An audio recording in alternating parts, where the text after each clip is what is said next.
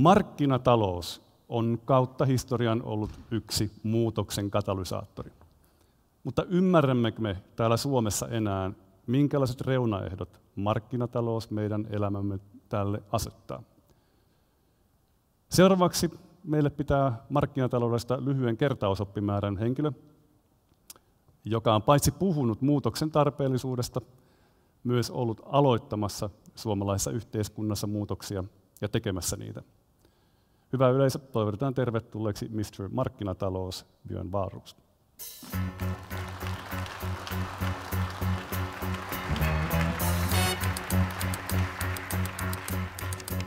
Kiitos Lauri. Kiitos Kesko. En mä koskaan luullut sanovani kiitos Kesko muuten. On oikein mukava olla täällä tänään, joskin tavallaan tämän tilaisuuden lähtökohta ei ole paras mahdollinen. Olisi paljon kivampaa puhua menestyksestä nimeltä Suomi, dynaamisesta, markkinataloudellisesta, kasvavasta, kehittyvästä, yhä useamman suomalaisen hyvällä elintasolla säilyttävän, kehittävästä Suomesta ja Suomesta, johon voisi uskoa. Jotenkin kuvaavaa Suomelle tänään on tämän päivän Helsingin Sanomat. Jos te luitte Helsingin pääkirjoitukset tänään, niin 2 ensimmäistä pääkirjoitusta koski taloutta. Ensimmäinen koski Suomea, toinen Ranskaa. Asun aika paljon Ranskassa, joten on luonnollista ottaa tämä vertauskuva, ja Ranska todellakaan ei ole mikään ihane esimerkki. Suomea koskeva ensimmäinen pääkirjoitus lähti liikkeelle siitä, että tammikuun kihlauksesta on kulunut 76 vuotta. Vuosipäivä oli tässä viime viikolla, ja se kertoi meille, miten tärkeää on se, että me pidämme kiinni suomalaisesta erilaisuudesta, meidän omasta tavastamme tehdä asioita, sopia, yhteisymmärryksessä viedä tätä yhteiskuntaa eteenpäin ja tavallaan olla heilauttamatta tätä meidän yhteistä venettämme. Se Ranskas koskeva pääkirjoitus, joka tuli seuraavana, oli tarina Hollandista ja miten Hollande ei tee mitään. Hän vain jakaa subventioita, vaikka niin kuin Jean-Claude Juncker sanoo, me tiedämme kaikki mitä pitäisi tehdä, mutta emme tiedä miten tulisimme valituksi, jos me olemme sen tehneet. Ja sitten se päätyi siihen, että Hollande itse asiassa vain heittää rahaa menemään eikä tee niitä tärkeitä rakenteellisia uudistuksia. Huomaatteko jonkun ristiriidan näiden välillä? On niin helppo nähdä rikka naapurin silmässä ja olla näkemässä malkaa omassa. Mun piti kysyä sihteeriltäni, miten tämä sanonta menee suomen kielellä, koska mä en osannut sitä ja toivottavasti meni oikein. On niin helppo sanoa, että herran aika, miten ne on noin tolloja. Ja kuitenkin Hollande on tehnyt suurempia uudistuksia kuin kukaan Suomessa on tehnyt viimeisen 3-4 vuoden aikana, eikä ne erityisen suuria ne Hollandin uudistukset ole olleet. Mutta ainakin Hollande sosialistina on myöntänyt, että hänen alkuperäinen vaaliohjelmansa oli täysin syvältä, ja hän on tehnyt aivan 180 asteen käännöksen taloudelliset realiteetit huomioiden. Hän ei ole ollut erityisen menestyksellinen siinä, mutta se on sitten eri tarina. Ajattelin puhua erilaisuudesta. Erilaisuus on kiinnostava ajatus. Me olemme, suurin osa meistä ainakin tässä nuoren eturivin pois lukien, kasvaneet aikana, jolloin opimme ja ymmärsimme, että suomalainen erilaisuus on jotain myönteistä. Me opimme, että me olemme erilaisia, mutta juuri siitä erilaisuudesta kasvaa meidän voimamme. Erilaisuus, suomalainen perusluonne, kyky tehdä työtä, tsempata yhteisen hyvän puolesta, sopia ja tsempata, tehdä pitkää päivää ja lopulta onnistua.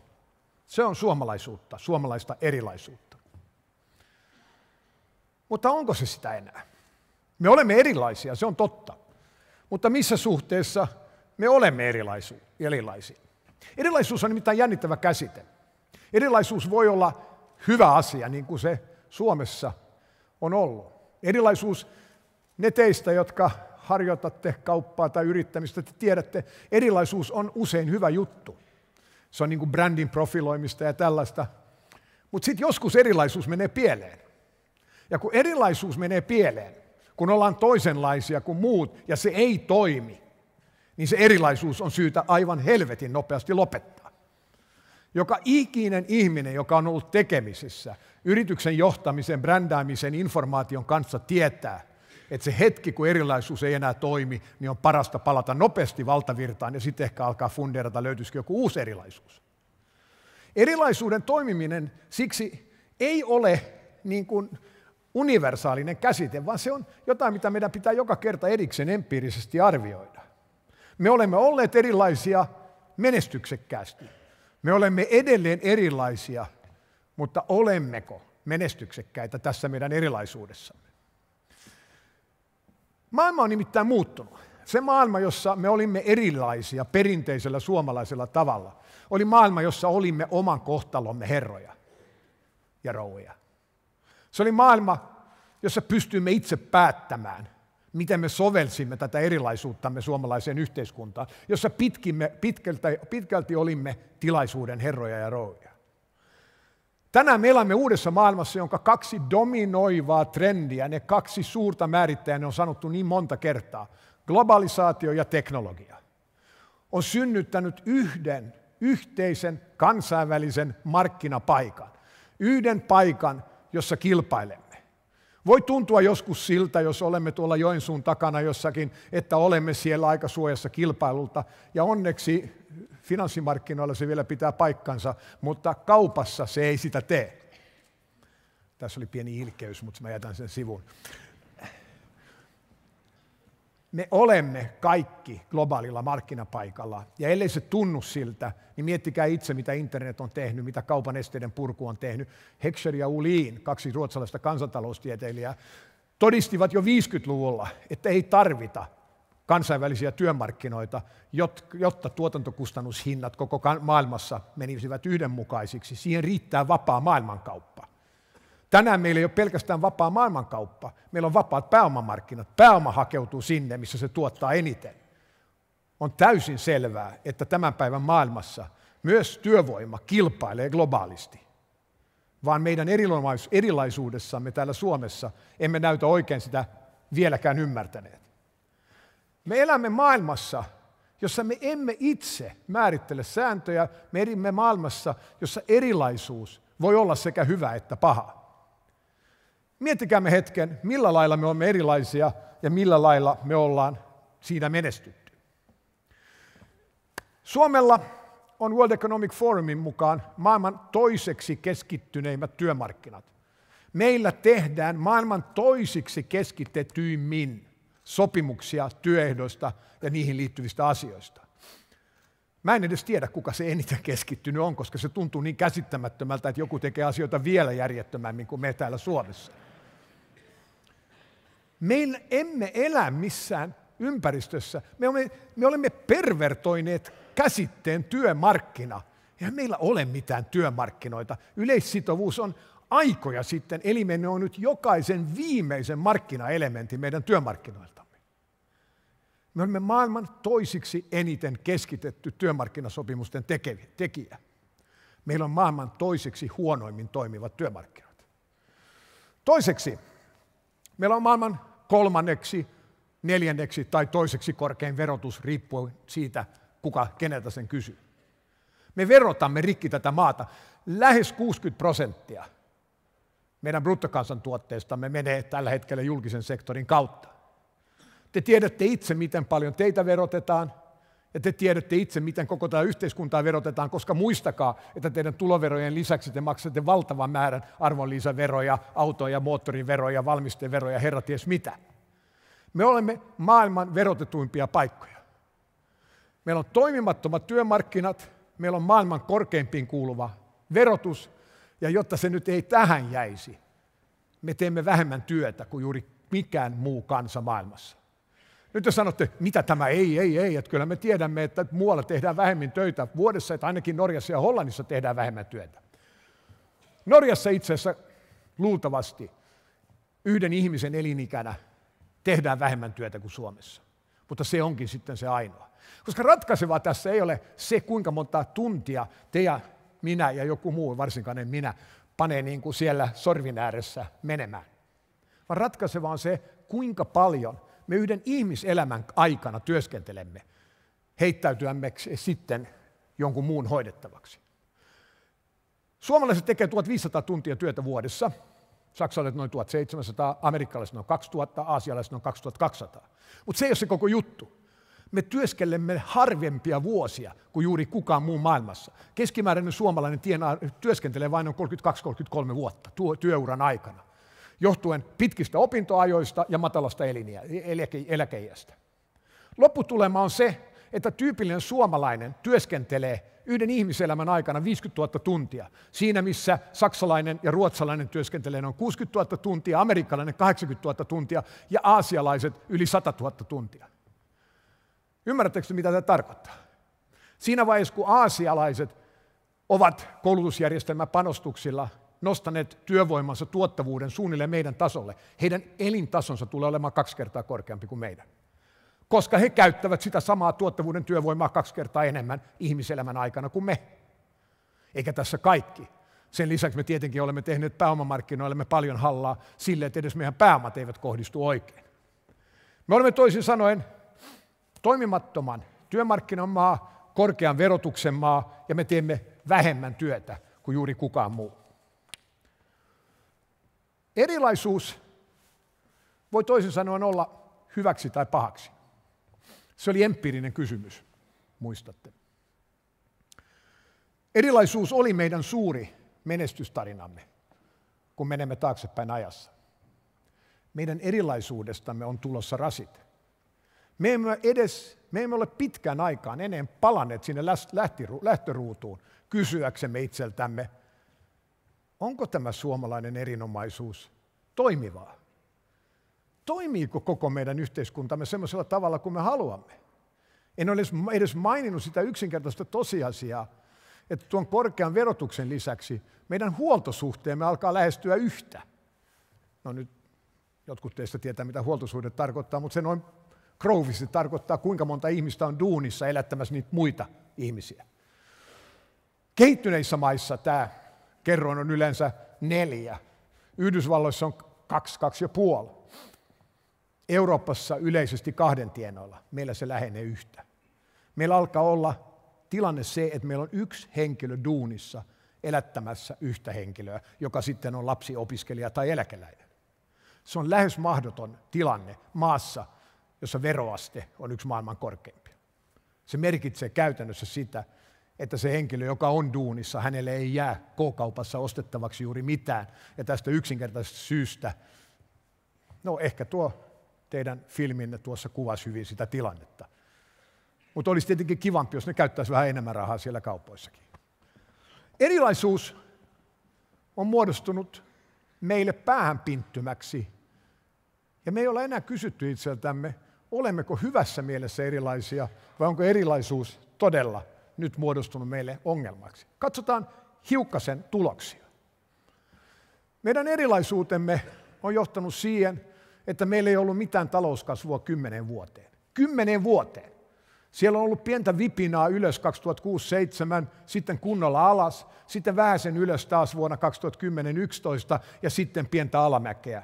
Lopputulos on se, että bruttokansantuote on samalla tasolla reaalisesti kuin se oli vuonna 2006. 10 menetettyä vuotta. Nyt on tietenkin helppo sanoa, että no, eihän me nyt eletä bruttokansantuotteesta, me aina voidaan rakastaa toisiamme. Mutta rakkaus on kivampaa Jaguarin takapenkillä tai jotain muuta tyhmää. Täysin mauton vertaus, mutta ei, se oli tosi huono ja mä en ollut kirjoittanut sitä tänne paperiin. Samaan aikaan itse asiassa suomalaiset teollisuustyöntekijöiden palkat on noussut. Itse asiassa on lähes uskomatonta 10-vuotiskautena, joka päättyi vuonna 2015, Suomi on teollisuustyöntekijöiden palkan nousussa numero 1 koko Euroopassa. Missään muualla Euroopassa. Vuoden 2013 saakka 1 oli Kreikka, joka tietenkin kuvaa hyvin, mistä tässä on kyse.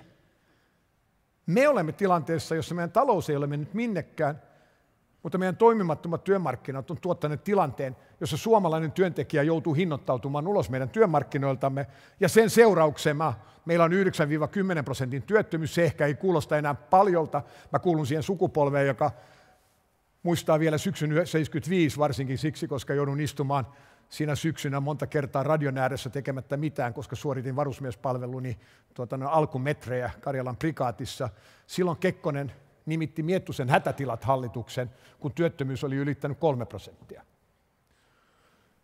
Tuo 9-10% ei tietenkin kerro juuri mitään meidän työttömyydestämme, huoltosuhde kertoo siitä luultavasti enemmän. Lopputulema tästä kaikesta on se, että yhä useampi suomalainen syrjäytyy, yhä useampi suomalainen ei ole mukana. Ja itse asiassa se merkitsee sitä, että meidän elintasomme ei kehity niin kuin sen pitäisi.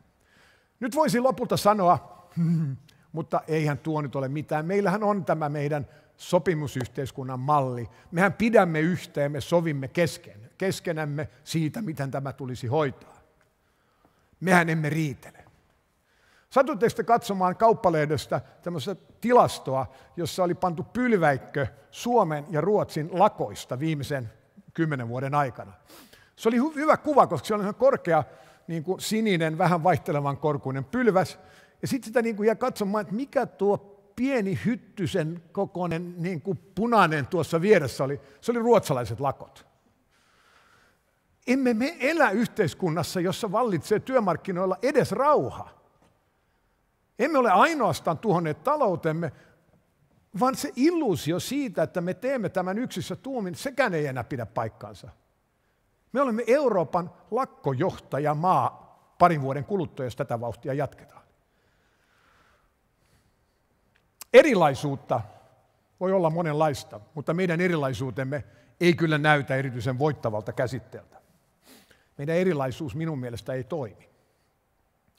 Jos meidän erilaisuutemme ei toimi, niin kai meidän pitäisi palata ja kysyä, mikä tässä on vialla.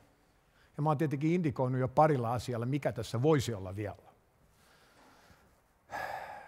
Nyt mä haluan olla ihan lyhyen hetken hyvin kontroversielli. Mä en luule, että me tarvitaan mitään yhteiskuntasopimusta. Mä en luule, että me tarvitaan mitään pakkolakeja. Ei säädeltyä, rikkisäädeltyä yhteiskuntaa paranneta lisäsäätelyllä. Ei ole järkevää ratkaista ongelmia sillä, että syötetään vielä enemmän sitä samaa lääkettä, joka jo aikaisemmin on tuottanut negatiivisia sivuvaikutuksia. Emme me tarvitse vielä tiukemmien lakien määräämää ja säätelemää työmarkkinaa. Me tarvitsemme toimivan markkinatalouden. Emme me tarvitse lakeja tai sopimuksia, jotka siirtää päätöksentekemistä entistä eteenpäin tulevaisuuteen.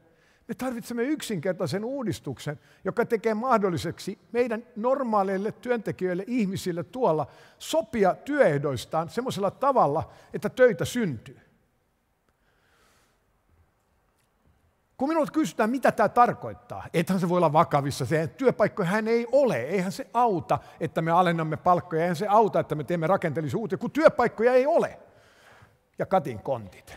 Mä olin tänään, kun tulin Helsinkiin, niin mä satuin ajamaan tuolla erottajalla tämmöisen Sitan waste management-auton takana, ja satun ensinnäkin katsomaan se, että se prosessi kesti noin 2-3 kertaa kauemmin kuin mitä se tekee Ranskassa. Se on muuten häkellyttävää. Ranskan fantastisin niin kuin teknologinen saavutus on niin kuin jätteiden hakuautojen tehokkuus, kun ne ajaa siellä. Se on ihan uskomatonta. Mutta tämä ei ollut se pointsi. Se pointsi oli, että mä aloin ajatella sitä kundia, joka teki sitä duunia. Mietin, että mikäköhän sen elämässä on tapahtunut, kun se tekee tuota duunia, koska sehän saisi sosiaaliturvana suunnilleen sama raha. Me emme voi jättää tätä yhteiskuntaa toimivaksi niin, että me tapamme täältä kaikki matalapalkkaiset duunit. Ja se on se, mitä me tällä hetkellä teemme meidän työmarkkinoilla. Me tarvitsemme markkinataloutta ja me tarvitsemme ihmisten itsemääräämisoikeutta. Me tarvitsemme sen ratkaisun, että joka kerta, kun meillä on YT-menettely käynnissä jossain työpaikassa, se porukka siellä paikan päällä saa itse sanoa millä ehdoin. Ne jatkaa duunia siellä ja neuvotella sen työnantajan kanssa siitä, millä tavoin se työpaikka säilytetään. Sitä ei pidä tehdä Hakaniemen torilla, se pitää tehdä siellä paikkakuntakohtaisesti. Jokainen duunari, jota uhkaa työpaikan menetys, sillä täytyy olla oikeus sanoa, okei, puhutaan millä ehdoilla me jatketaan. Se ei ole sen monimutkaisempaa. Ja se hetki, kun me ollaan tämä uudistus tehty, meidän työmarkkinat alkaa ainakin jollain lailla toimia. Meidän on purettava työmarkkinoiden yleissitovuutta. Ilman sitä mitään tietä ulospäin täältä ei ole.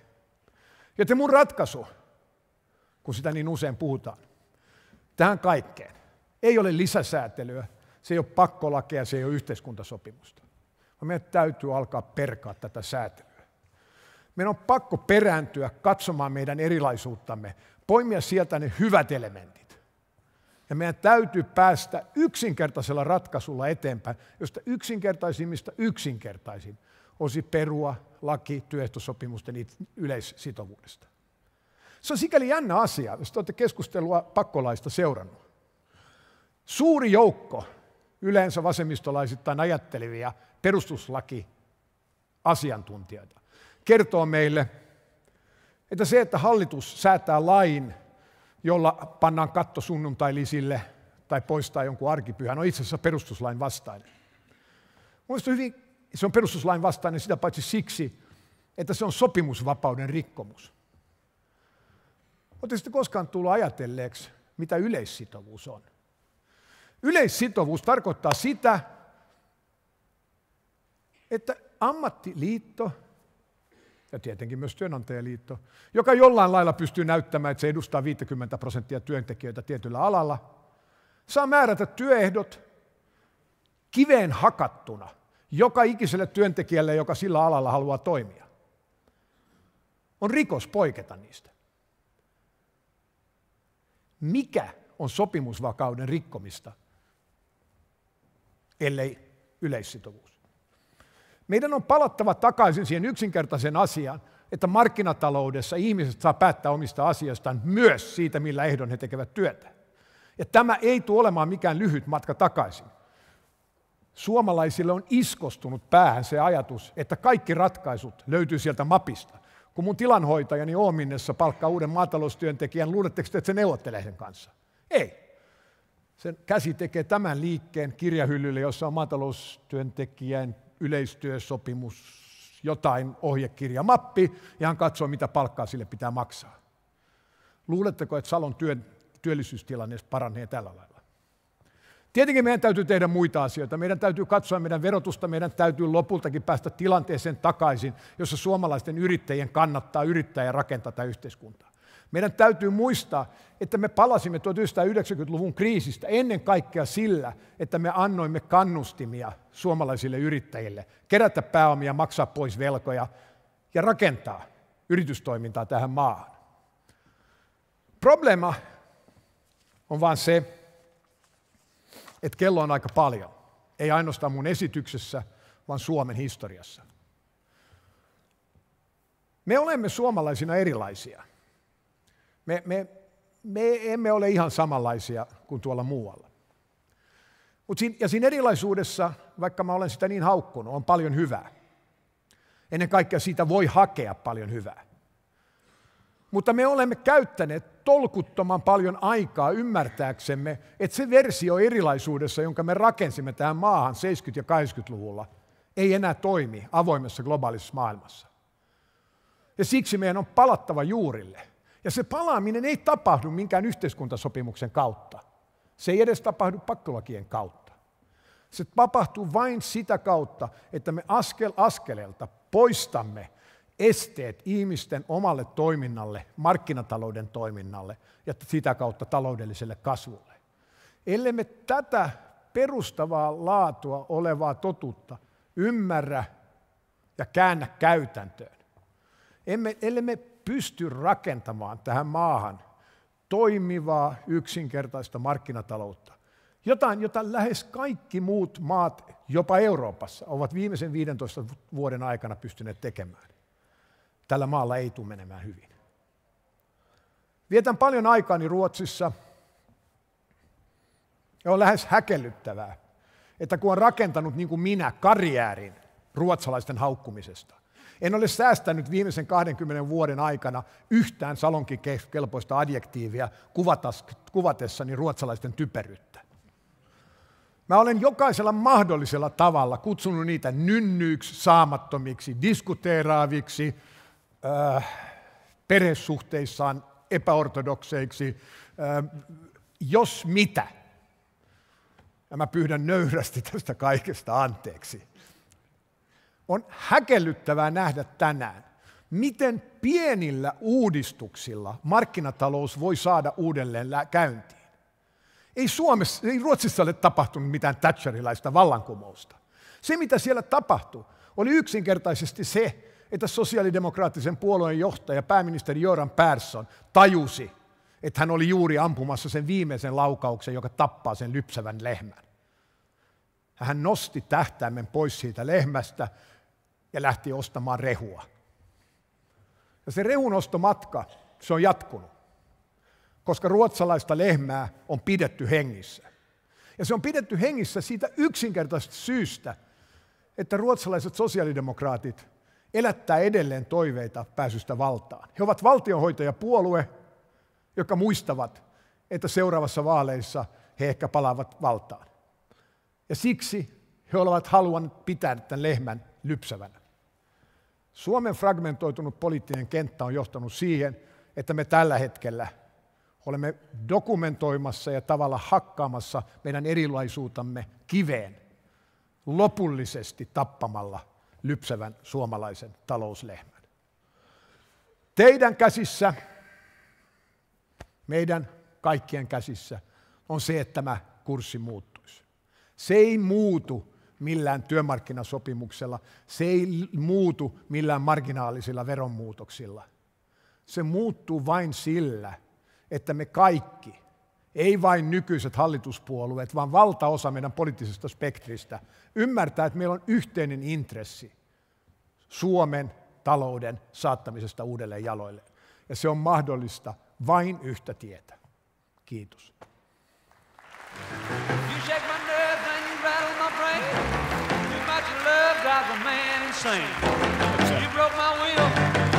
Tämän optimismia ja toiveikkuutta tihkuneen puheenvuoron jälkeen vain yksi kysymys. Kuinka meille käy?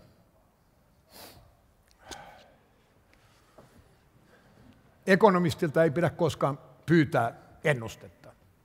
Eikö niin? Jos olisi järkevä, niin sanoisi, että tämä ei hyvältä näytä. Jos olisi järkevä, sanoisi, että käy huonosti. Maailmassa on esimerkkejä maista, joilla on käynyt huonosti. Aina kun mä mainitsen Uruguay, niin jengi alkaa nauraa ja sanoo, että Uruguay ei se ole mikään kansakunta. Mä lupaan teille, UPM-10 on helvetin iso tehdas siellä, ja se on maailman ensimmäinen hyvinvointivaltio. Ne rakensi yleisen työeläkkeen jo 1910-luvulla. Ne kansallisti vakuutustoiminnan 1915. Ne laajensi eläkeoikeutta 20-luvulla ja niin edelleen ja niin edelleen. Ja 60-luvulla ne ajoi seinään. Seurasi 20-30 vuotta, nolla talouskasvua, sotilasdiktatuuria, herrat ties mitä. Se koko yhteiskunta meni palasiksi. Ne on hiljaa hissukseen kiivennet takaisin. Hyvin pitkälti siitä johdosta, että sinne on syntynyt uusia investointeja tavallaan johtuen siitä, että niillä on erikoinen luonnon rikkaus. Siellä voi viljellä eukalyptusta. Mutta se ei ole ainoa maa. Ruotsi on paljon läheisempi esimerkki. Itse asiassa merkittävä ruotsalainen analyytikkö tai naishenkilö, unohdan nimen, niin merkittävä hän ei ollut, kirjoitti itse asiassa kirjan Vinter i Välfärdslandet joskus 25 vuotta sitten, jossa hän käytti Uruguayta esimerkkiä ja sanoi, näin tulee Ruotsillekin käymään. Todellisuus oli, että niin Ruotsille kävi. Mutta Ruotsi on erittäin toiveita antava esimerkki. En minä niin kuin tyhjänpäiväisesti haukkunut ruotsalaisia 15 vuoden ajan. Ne oli ihan tolloja. Ne teki kaiken väärin. Suomen kansantuote kasvoi suunnilleen yhden sukupolven verran, prosenttiyksikön enemmän vuodessa kuin Ruotsi. Muistatteko te vielä? Mehän ajettiin kiinni Ruotsin bruttokansantuotteessa. Me hurrattiin, nyt tsemppi ja näin. Sitten me voitettiin ne lätkässä vuonna 1995. Ja se oli niin kuin se huipentuma. Sen jälkeen kaikki on mennyt päin helvettiä. Siitä yksinkertaisesta syystä, että ruotsalaiset demarit tajus, että näin ei voi jatkaa. Sitten itse asiassa ruotsalaiset konservatiivit on ollut pettymys, ne on ihan hönttejä. Mutta niiden demarit on hyvät. Kiitos. Kiitoksia. Moi. Björn Wahlroos.